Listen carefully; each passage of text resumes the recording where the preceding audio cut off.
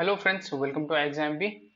So in this video we'll see 25 most important ESI static MCQs for your upcoming NABARD Grade 2022. तो इसमें हम 25 questions देखेंगे. This is part 1 and इसका और एक पार्ट में और 25 क्वेश्चंस देखेंगे जिसमें आपका स्टैटिक ESI सिलेबस से क्वेश्चंस हैं जिसमें आपका कॉन्सेप्ट बेस्ड क्वेश्चंस हम डिस्कस करेंगे. इसमें हम आपका जो कॉन्सेप्ट है वो भी डिस्कस करेंगे ताकि आपका वो कॉन्सेप्ट भी क्लियर हो जाए.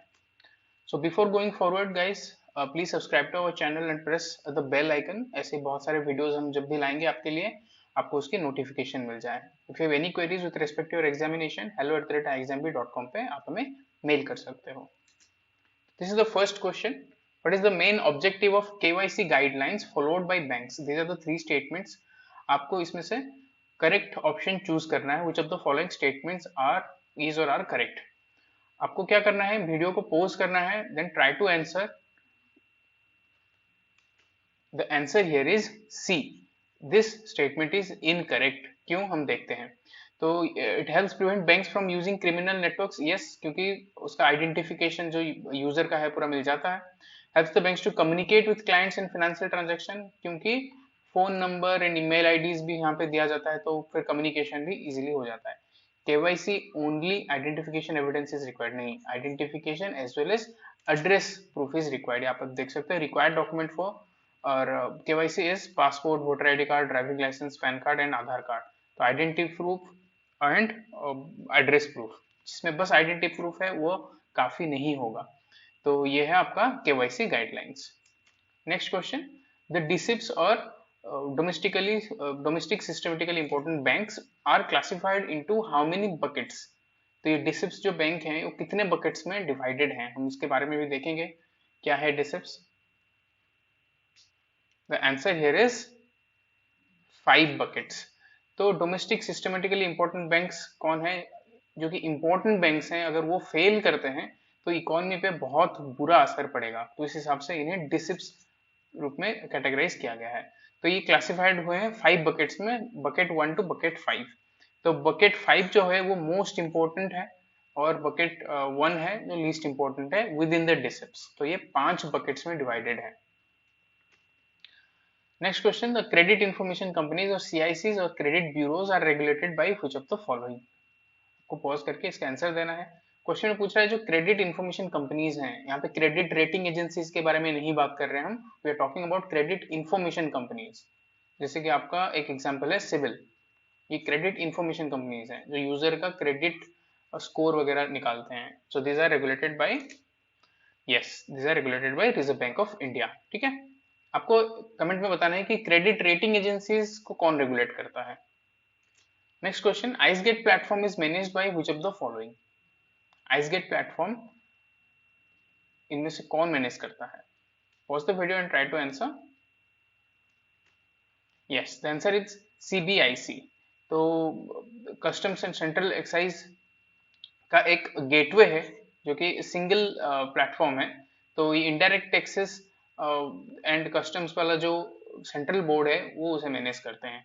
एक सिंगल विंडो प्लेटफॉर्म है जहाँ पे इनडायरेक्ट टैक्सेस एंड कस्टम्स से लेके सब कुछ, आप ई फाइलिंग से लेके एवरीथिंग, आपका कोई भी उस रिलेटेड एक्टिविटी है वहां से आप मैनेज कर सकते हो. उस प्लेटफॉर्म को कहा जाता है ICEGATE platform. New Development Bank belongs to which of the following?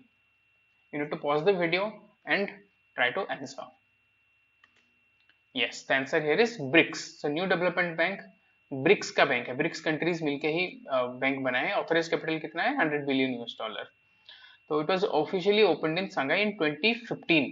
तो इसमें ब्रिक्स कंट्रीज का शेयर होल्डिंग है. ऑब्जेक्टिव क्या है? Fostering development in member countries, supporting economic growth, promoting competitiveness, facilitating job creation, building a knowledge sharing platform among the developing countries. So here is a question for you. New Development Bank का membership बाकी countries ले सकते हैं कि नहीं? Apart from this BRICS countries, are the other countries allowed to take membership of New Development Bank? आपको comment में बताना है. Here is the next question. Only the political parties who secured not less than what percentage of votes polled in the last general election to the House of the People or the Legislative Assembly of the state shall be eligible to receive electoral bonds. तो electoral bonds है, तो कौन से political parties इसके लिए eligible हैं? तो जो पॉलिटिकल पार्टीज कितने परसेंटेज ऑफ वोट्स हासिल करेंगे तभी जाके इलेक्टरल बॉन्ड्स के लिए एलिजिबल होंगे. Watch the video and try to answer. Answer here is 1%. ठीक है, 1% अगर उनका वोटिंग परसेंटेज होगा in the last Lok Sabha election और the state legislative assembly elections, तभी जाके वो इलेक्टोरल बॉन्ड के लिए एलिजिबल होंगे जो भी पॉलिटिकल पार्टी. ये रूल क्यों लगाया गया है? नहीं तो फिर आए दिन क्या होगा, कोई भी इंसान जाके पॉलिटिकल पार्टी रजिस्टर करके इलेक्टोरल बॉन्ड से वो मनी लॉन्ड्रिंग कर सकते हैं. तो इसीलिए ये 1% वाला क्राइटेरिया लगाया गया है. Here is the next question. Political parties are registered under Section 29A of the Representation of People Act or ROPA Act of which year? तो जो political parties electoral bonds receive करेंगे they need to be registered as well. तो ये ROPA act of which year वो रजिस्टर्ड होते हैं? Watch the video and then answer.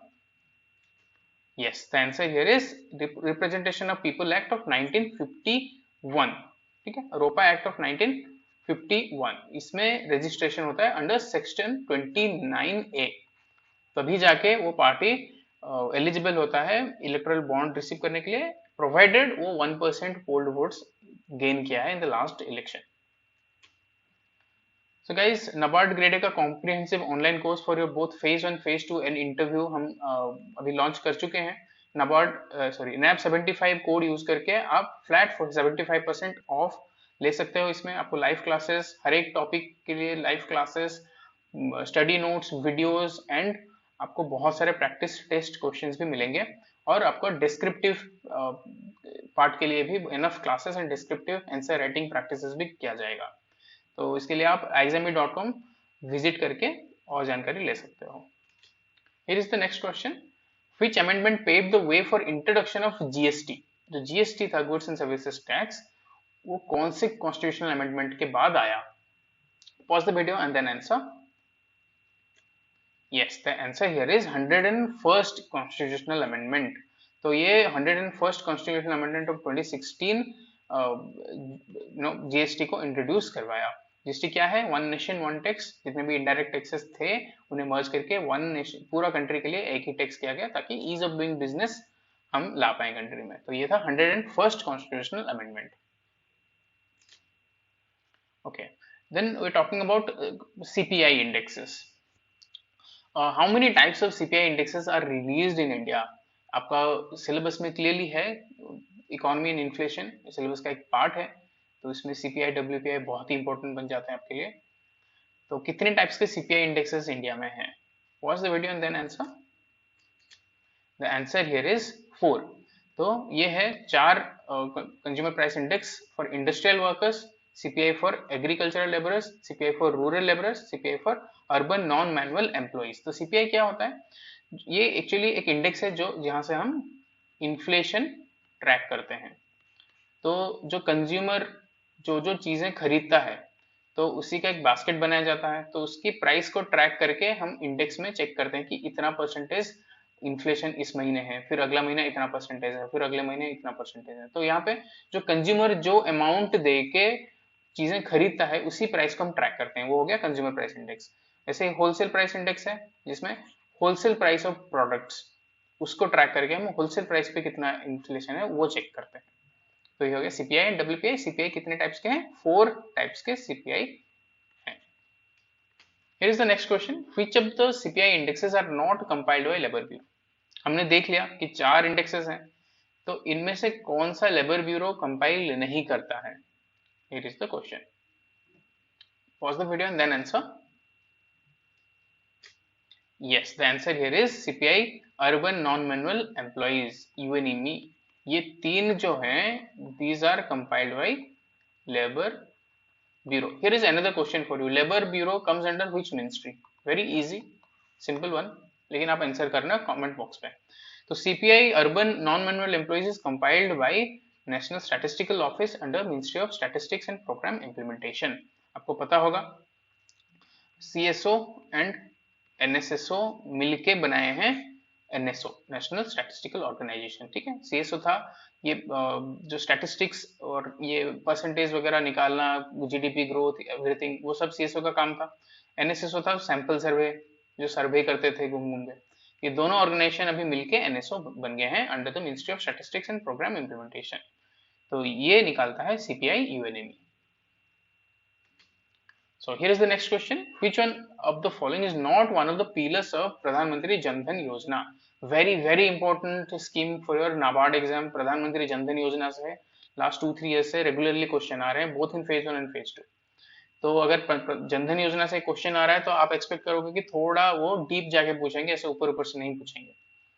तो ये पूछा है कि पिलर्स जो हैं जनधन योजना का, इनमें से कौन सा पिलर्स नहीं है। Yes, the answer is E. आप देख सकते हो all of the above are pillars. यहाँ पे आप देखो universal access to banking services, आपको पता है प्रधानमंत्री जनधन योजना को फाइनेंशियल इंक्लूजन प्रोग्राम भी कहा जाता है। तो ये एक पिलर है universal access to banking services, जिसमें ब्रांच बैंकिंग कॉरेस्पॉन्डेंट्स जो बीसीज रहते हैं, बैंकिंग कॉरेस्पॉन्डेंट्स, उनको इंक्लूड किया गया है। बेसिक सेविंग्स बैंक अकाउंट खोला जा रहा है जिसमें 10,000 का ओवरड्राफ्ट फैसिलिटी भी है।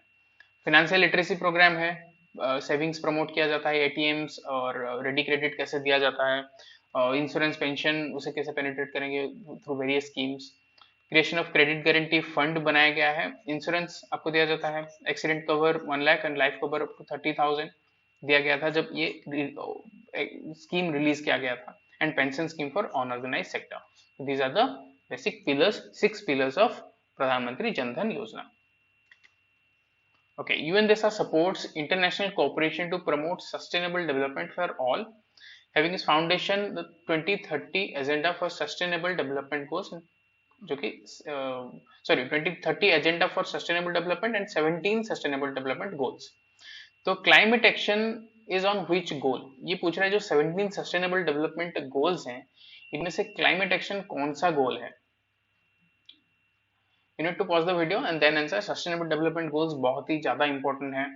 आपको फेज 1 में पूछा जा सकता है, फेज 2 में पूछा जा सकता है एंड ऑल्सो इंटरव्यू में पूछा जा सकता है। सस्टेनेबल डेवलपमेंट आपके सिलेबस में ये में क्लियरली मेंशन है, तो आपको इतना है कि 17 से 17 सारे गोल्स आपको याद रह जाने चाहिए। तो answer here is climate action, that is goal number 13। यहाँ पे आप देख सकते हो क्लाइमेट एक्शन। तो ये no poverty, zero hunger, good health, quality education, gender equality, ये टॉप 5 बहुत ही ज्यादा इंपॉर्टेंट है। हमेशा से टॉप 5 में पूछे हैं, तो ऐसा नहीं कि बाकी भी आप छोड़ोगे, बाकी भी आप करना। Total 17 targets, goals, sorry 17 goals आपको बहुत अच्छे से याद रह जाने चाहिए। Here is another question for you. 17 sustainable development goals हैं, how many targets are there? In 17 sustainable development goals के अंडर कितने टारगेट्स दिए गए हैं? आपको क्या करना है, कमेंट बॉक्स में इसका आंसर देना है। Here's the next question. Which of the following statements about the DICGC is or are true? DICGC के बारे में कौन से स्टेटमेंट करेक्ट है? 3 स्टेटमेंट्स हैं। Please read the statement and pause the video then answer. Yes, the answer here is C.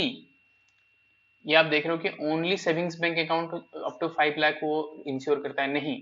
Not only savings bank account, यहाँ पे आप देख रहे हो savings, fixed, current, recurring deposit account, जितने भी सारे अकाउंट्स हैं सबके लिए 5 लाख की इंश्योरेंस दिया जाता है डीआईसीजीसी की तरफ से। तो it was established in 1978 and ये wholly owned subsidiary of Reserve Bank of India है।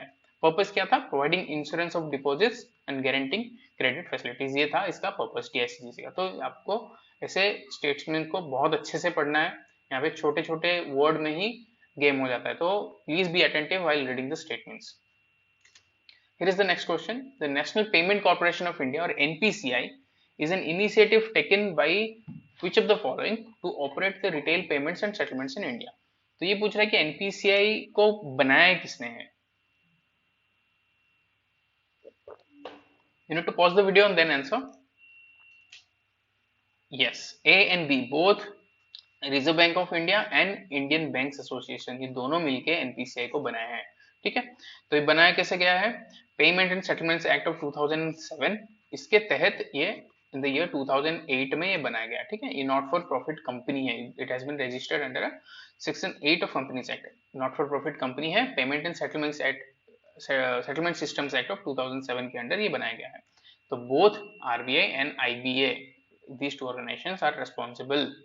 ठीक है, next question, here is 3 statements about प्रधानमंत्री आवास योजना ग्रामीण. आपको बताना है कि कौन से स्टेटमेंट करेक्ट है. Yes, all the statements are correct. M क्या है? To provide pucca house with basic amenities. Basic amenities रहेगा उसमें, टॉयलेट्स एंड एवरीथिंग, वो सब रहेगा. यहाँ पे ग्रामीण के बारे में हम बात करें, to help rural below poverty line in construction of pucca house. Beneficiaries कौन रहेंगे? People belonging to SC STs, freed bonded labourers, non ST ST categories जो गरीब हैं, widows, then ex serviceman, disabled person. Cost sharing क्या है? एक centrally sponsored scheme है, मतलब बोथ सेंटर एंड स्टेट इसमें कंट्रीब्यूट करेंगे. तो इसमें कॉस्ट शेयरिंग है 60-40 and hilly areas north eastern में 90-10. ये कॉस्ट शेयरिंग में आपको बहुत अच्छे से याद रखना है. ठीक है, here is the next question. Selection of beneficiaries of प्रधानमंत्री आवास योजना ग्रामीण is done through a 3 stage validation. तो इनमें से कौन सा स्टेज है इसमें? वो 3 जो स्टेज वैलिडेशन है, इनमें से उस 3 स्टेजेस में क्या क्या आता है आपको बताना है. कि इसमें या SCCC आता है, या ग्राम सभा आता है, जियो टैगिंग आता है, या ऑल 3 आता है, या ओनली 2 आता है और कोई अलग स्टेज है. तो प्रधानमंत्री आवास योजना ऑल्सो रूरल में जितने भी स्कीम्स चालू हैं वो those are very important for your exam. तो आवास योजना ग्रामीण इज वेरी इंपॉर्टेंट. तो आपको बताना है कि जो 3 स्टेज वैलिडेशन है इनमें क्या आता है. जब भी आप ऐसे आवास योजना ग्रामीण कर रहे हो, या ग्राम सड़क योजना कर रहे हो, इसमें थोड़ा डीपली आपको पढ़ना होगा, क्योंकि ये बहुत ही ज्यादा इंपॉर्टेंट फ्लैगशिप स्कीम्स हैं. तो इसमें थोड़ा अंदर से जाके वो क्वेश्चन पूछ सकते हैं. Yes, the answer here is T. तो इसमें पहले तो सेंसस SCCC जो डाटा है, SCCC डाटा से बेनिफिशियरी चूज किया जाता है. फिर ग्राम सभा बैठाया जाता है. फिर एकदम ग्राम सभा वेटिंग करता है कि हाँ these are the eligible beneficiaries, हम अप्रूव करते हैं. फिर एक बार उन्हें फाइनली उन्हें अप्रूव करने से पहले अपने लोकेशन पे जाके, उनका घर है जहाँ पे लैंड है, वहां पे जाके जियो टैगिंग किया जाता है कि हाँ ओरिजिनल उसी जगह पे उसका प्रॉपर्टी है, उसका लैंड है, उस पे वो घर बनाएगा. ठीक है, तो ये 3 प्रोसेस से किया जाता है बेनिफिशियरी को सिलेक्ट, SCCC, ग्राम सभा and geo tagging. Here is the next question. With respect to different kinds of economies, consider the following statements and choose the correct option. आपको पता होगा कि mixed economy, capitalist economy, planned economy क्या क्या है, उसके बारे में 3 स्टेटमेंट हैं. तो आपको बताना है कि कौन सा स्टेटमेंट करेक्ट है.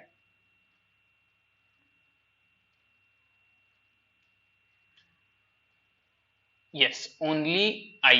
ठीक है, only this statement. In an economy in which there is both private sector and government sector is called mixed economy. In India we have a complete capitalist economy? No, क्योंकि हमारे पास both है, तो we have a mixed economy. Economic inequality is one of the major outcomes of a planned economy. नहीं, planned economy इसीलिए ही बनाया गया था कि कैपिटलिस्ट इकोनॉमी से, कैपिटलिस्ट इकोनॉमी मतलब यहाँ पे प्राइवेट सेक्टर रहेंगे. ठीक है, प्राइवेट सेक्टर रहेंगे. इसमें बस प्राइवेट सेक्टर का दबदबा है, इसीलिए हम देखें कि बहुत ही ज्यादा इनकम इनइक्वलिटी हो रहा है. मतलब rich people are getting richer, poor are getting even poorer. तो इसी वजह से प्लान्ड इकोनॉमी का स्टार्टिंग हुआ था कि गवर्नमेंट हर जगह रहेगा and equal distribution of resources, equal distribution of wealth किया जाएगा. तो economic inequality is outcome of capitalist economy, not a planned economy. ठीक है, तो only first statement is correct. Here is the next question. The income which is available with a person for spending is called what? मतलब at the end एक इंसान के पास जो पैसा बचता है for spending, उसे क्या कहा जाता है? Yes, the answer here is personal disposable income. ठीक है, ये इंसान का इनकम हो गया. उसके बाद आपको पता है टैक्सेस निकल जाते हैं, प्रोविडेंट फंड वो सब में निकल जाते हैं. फिर उसके बाद जो पैसा बचता है खर्चा करने के लिए, हाउस होल्ड खर्चा करने के लिए, रेंट देने के लिए, वो सब करने के लिए, वो बन जाता है पर्सनल डिस्पोजेबल इनकम. ठीक है, नेशनल इनकम आपको बताइए पूरा नेशन का है, तो ये कोई पर्सन का रिलेटेड कुछ नहीं है इसमें. पर्सनल इनकम है उसका जो total income, personal disposable income है आफ्टर टैक्सेस एंड एवरीथिंग. ठीक है, next question. When we witness rise in the demand owing to high level of employment but the output in the economy remains the same, this gives effect to what? Pause the video and then answer. Again, inflation and economy आपके syllabus में है, तो उसके related सारे concepts आपको बहुत अच्छे से आ जाने चाहिए. Yes, answer here is inflation. ठीक है, यहाँ पे आप देख रहे हो हाई लेवल ऑफ एम्प्लॉयमेंट है। अगर एम्प्लॉयमेंट नहीं रहता तो हम क्या बोलते हैं, प्राइसेस इंक्रीज हो रहे हैं बट एम्प्लॉयमेंट नहीं है। आपको बताना है कि this situation is called what. Please type your answer in the comment box. ठीक है, but in case level of employment भी हाई है, प्राइस इंक्रीज भी हो रहा है, तो इसे क्या कहेंगे हम, इन्फ्लेशन। ठीक है, मतलब अभी लोगों के पास ज्यादा पैसा है, तो डिमांड बहुत है। ठीक है, ये सारे लोग हैं जो डिमांड बढ़ा रहे हैं, बट हमारे पास आउटपुट वही है। अचानक से डिमांड बढ़ गया, 4 लोगों को डिमांड फुलफिल करने वाला आउटपुट हमारे पास है, लेकिन अभी डिमांड 8 लोगों का है। तो जो सेलर है वो क्या करेगा, ऑटोमेटिकली प्राइस इंक्रीज करके बेचेगा। Those who can afford they will buy. So this is simple, this is inflation. Okay, here's the next question. Which of the following selects audit committee under MNREGA? Audit committee को कौन choose करता है? Very very important scheme. MNREGA very important scheme है। ये भी 3 साल में, last 3 years में एक एक क्वेश्चन हमेशा आ रहा है। ऐसा नहीं कि बहुत ही सिंपल क्वेश्चन पूछ रहे हैं, स्ट्रेट फॉरवर्ड पूछेंगे, नहीं, आपको बहुत ही डिटेल में अंदर जाके पूछ रहे हैं, तो आपको ये स्कीम तो बहुत अच्छे से करना है। ठीक है, yes, the answer here is Gram Sabha. तो प्लीज याद रखना कि मनरेगा में कोई भी इंपॉर्टेंट डिसीजन जो लिया जाता है वो ग्राम सभा ही लेता है। ठीक है, तो यहाँ पे द आंसर इज ग्राम सभा। ग्राम सभा is very different from panchayat. यहाँ पे लोगों की पार्टिसिपेशन होते हैं। ठीक है, तो लोग पार्टिसिपेट करके फिर ऑडिट कमिटी चूज करते हैं, दैट इज योर ग्राम सभा। Next question, another question on MNREGA. guaranteed work of how many days? very basic and very easy question। Last 2 साल, लास्ट ईयर नहीं पूछा था, उससे पहले एंड उससे पहले साल नाबार्ड में आ चुका है क्वेश्चन। कितने डेज का गारंटेड वर्क मिलता है मनरेगा में? Pause the video and then answer. Yes, the answer is 100 days। ठीक है, 100 days। Here is another question for you. मनरेगा कम्स अंडर व्हिच मिनिस्ट्री? कौन से यूनियन मिनिस्ट्री के अंडर मनरेगा आता है? Okay, here's the next question. Which of the following statements is or are true about Asian Infrastructure Investment Bank? ठीक है, आपको बताना है कौन सा स्टेटमेंट्स करेक्ट है, फिर ऑप्शन चूज करना है। It is headquartered in Beijing. Operation start हुआ 2016 में। All the G20 nations are members. Board of Governors is the highest decision making body of AIB. G20 nations के बारे में भी अब बहुत अच्छे से देखना है आपको, क्योंकि अभी अभी लास्ट 6-7 महीने में बहुत सारे समिट्स हुए हैं। तो आपको बताना है, pause the video and then answer. तो D is the answer. D is the answer, मतलब दिस स्टेटमेंट इज इनकरेक्ट। ठीक है, तो यहाँ पे आप देख सकते हो 14 of the G20 nations are AIB members including France, Germany, Italy and the UK.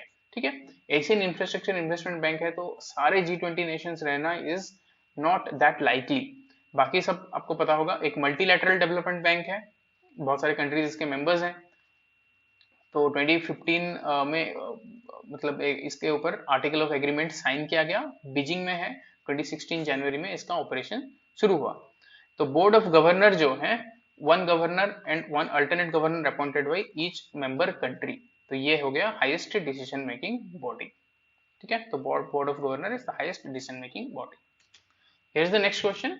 Which of the following is the largest contributor to the AIB, contributing $50 billion, half of the initial subscribed capital? तो AIB का जो capital था, more than half contribution किस country ने किया था? तो largest contributor of AIB कौन है? Very easy one. Yes, the answer is China. ठीक है, तो India is the second largest share holder. Please remember, China is the highest share holder, then India is the second highest share holder. Here is the next question. Which of the following statements go against the idea of multiculturalism? Multiculturalism आपके social sector in India के part में पहला ही point है syllabus में। तो multiculturalism के idea against में कौन सा स्टेटमेंट जा रहा है? Yes, immigrants adopting the values and norms of the host culture. मतलब जो इमिग्रेंट, सपोज इंडिया है, इमिग्रेंट्स आए म्यांमार से, अगर हम इमिग्रेंट्स को बोलेंगे कि आपको हमारे वैल्यूज एंड नॉर्म्स ही एक्सेप्ट करना है, हमारे तरह ही रहना है, so that will go against the idea of multiculturalism। multiculturalism मतलब coexistence of many cultures। तो ये यहाँ पे सारे लोगों को अपने अपने कल्चर्स फॉलो करने का फ्रीडम रहेगा, तभी वो that state will be called multiculturalism. तो yes, immigrants adopting the values of norms of host culture is not in support of idea of multiculturalism. Existence of cultural diversity, yes. Policies encouraging ethnic groups, yes. The culture of ethnic groups is given due priority. Ethnic groups जितने भी हैं उनकी culture को priority दिया जा रहा है, yes. No special status to the culture of majority, मतलब जैसे कि इंडिया है, यहाँ पे आपको पता होगा कोई स्टेट रिलीजन नहीं है, तो ना ही कोई स्टेट लैंग्वेज है, तो इस हिसाब से मेजोरिटी को कोई स्पेशल स्टेटस नहीं दिया गया है. That is also multiculturalism. But यहाँ पे आप देख रहे हो कि if immigrants are made to adopt the values and norms of host culture, that will go against the idea of multiculturalism. Here is the last question. Education is in which state of 7th schedule of Indian Constitution? पता हो गया 7th schedule में तीन list है. एक हो गया आपका यूनियन, स्टेट एंड कंकरेंट. तो ये पूछ रहा है कि एजुकेशन कौन से लिस्ट में आता है. यूनियन लिस्ट में जो जो चीजें आता है वो यूनियन गवर्नमेंट उस पर लॉज बनाएगा. स्टेट में जो जो आता है स्टेट गवर्नमेंट लॉज बनाएंगे. कंकरेंट में बोथ यूनियन एंड स्टेट बनाएंगे. इन केस ऑफ कोई कॉन्फ्लिक्ट यूनियन का लॉ प्रिवेल करेगा. तो education comes under yes concurrent list. ठीक है, इसलिए आपको पता होगा कि एजुकेशन पॉलिसी सेंट्रल गवर्नमेंट ने बनाया है. तो education was originally included in the state list, लेकिन 42nd कॉन्स्टिट्यूशनल अमेंडमेंट ऑफ 1976 में इसे स्टेट लिस्ट से निकाल के हमने कंकरेंट लिस्ट में डाल दिया. तो ये 42nd कॉन्स्टिट्यूशनल अमेंडमेंट को मिनी कॉन्स्टिट्यूशन भी कहा जाता है. तो इसमें बहुत सारे चेंजेस लाए गए थे. ठीक है, तो education comes under your concurrent list now. तो गाइस अगेन ये थे 25 क्वेश्चंस. आप आई होप आपको ये क्वेश्चंस अच्छे लगे होंगे. एंड जितने भी क्वेश्चंस मैंने यहाँ पे पूछा in the during the session, आपको कमेंट सेक्शन पे आंसर में लिखना है. And also you can get flat 75% off by using this code NAP75, जिसमें आपको from phase 1 till interview सारा सपोर्ट आपको मिलेगा. exambit.com आप विजिट कर सकते हो to enroll to our courses. And guys, please share this video with your friends and subscribe to this channel and press the bell, ताकि ऐसे बहुत सारे वीडियोस की अपडेट्स आपको मिल जाए. आपको कोई भी क्वेरी है hello@exambit.com पे आप मेल कर सकते हो और 9205524028 पे आप कॉल कर सकते हो. Thank you, have a good day.